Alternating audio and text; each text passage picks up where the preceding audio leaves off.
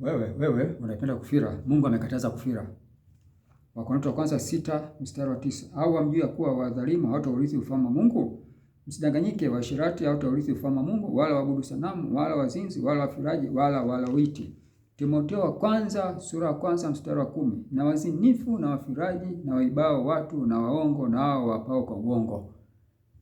Acha kufira. Acha kufira wewe mwanadamu. Kwa nini unapenda kufira mwanadamu mwenzako? Kwa nini unapenda kufira? Ufiraji umekatazwa na Mungu. Ni makosa mbele za Mungu kufira.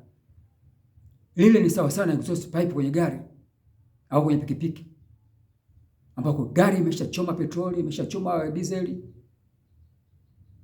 uchafu ule unatoka moshi. Wewe ndio unaingiza uume wako kule. Uone kwamba ni aibu? Unaudhalilisha ufalme wa Mungu. Na wewe umeumba kwa mfano wa Mungu. Mbegu zako unazipeleka kwenye kinyesi. Ni mwanadamu gani usiokuwa na kujionea aibu? Acha ufiraji, utaenda motoni. Acha ili upate uzima milele.